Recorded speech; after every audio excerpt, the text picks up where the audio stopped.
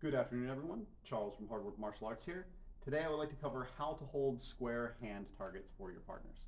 So, we have our square hand targets here, and these ones are used mostly for hand strikes. You can use them for practicing kicks, but you will also predominantly use them for practicing strikes, punches, and other techniques. Now, for our pads, for our striking targets, we have three straps, two large ones and one small one. Now, in most cases, you're going to hold the pads the same way. I'm going to take the palm of my hand and I'm going to slide it flat onto the pad underneath the first strap. All right, once I go underneath the first strap with my whole hand so it comes to my wrist, pretty much everything but my thumb. See how my thumb overlaps that part?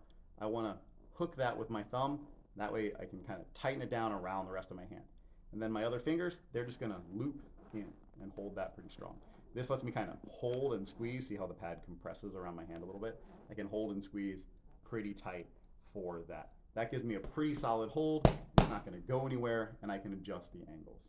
Try to remember when we're holding here, don't have it flipped over to the back of your hand.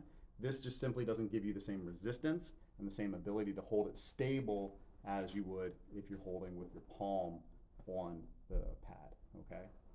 Now, once you hold, the same rules for holding a square target as holding a paddle apply, meaning I must be a good partner. I should be holding the paddle or the target stable so that they can aim at it. I should not be moving it around or making adjustments while they're striking the targets. I should be focused on my partner, making sure that they are doing the techniques well and not allowing myself to get distracted by other people so that I don't make a mistake and I don't risk injuring my partner, okay? Now, there are a couple other notes with holding a square target. You can hold these a few different ways, and I'm not so worried about how you hold it in the angle so much as what you're going to do to make sure that you stay safe while you're holding the targets, okay? Sometimes I will ask you to hold it up. This is useful for techniques like hammer fist or a downward chop. Sometimes I will ask you to hold it sideways. This is good for punches and other techniques like that, elbow strikes, etc. I may ask you to hold it sideways laterally so that they can work on hitting lateral targets. I may even ask you to hold it down with another hand supporting it to work on techniques like knees, okay, or snap kicks. But here are some basic rules. Hold the target well. When it gets hit, you're going to want to let it move. You don't want to resist the hit. If you do that, that's going to put stress in your elbow and more significantly into your shoulder. And we don't want to risk any sort of shoulder injury while we're practicing with our partners. So if I'm here, when it gets hit, let it swing so you don't risk hurting your bicep here. If I'm trying to fight it, that puts a lot of stress right here. So I'm just going to let it move, okay? If I'm holding forward of me, I want the target generally in line with my head most of the time, but I'm actually going to turn my body towards the pad a little bit so that when it gets hit, I can let it swing with my shoulder like I'm opening a cabinet, okay? I don't want to be here where it gets hit, all the pressure goes back into my shoulder, and I can't go any farther back, and that risks hurting my shoulder. So I keep my body towards it so when it gets hit, it can swing, and then I can put it back.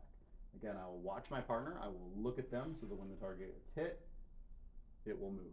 If you're nervous about the impact or the sound, then make sure you hold it a little farther away, but you can also just close your eyes. As long as you're stable and stationary, then the target can get hit, and as long as I'm not moving it, my partner should not risk getting hurt.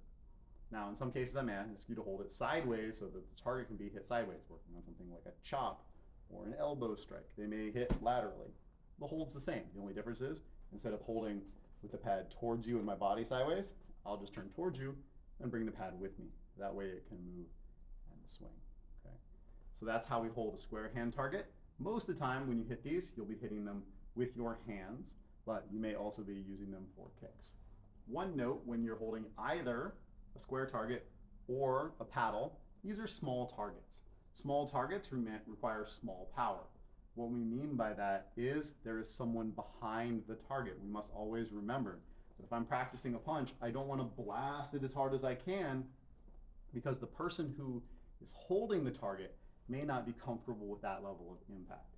While we do want to give ourselves good feedback, good impact on feeling what that strike feels like, I shouldn't be putting my full power into it, especially if I'm potentially risking injury to my partner across from me.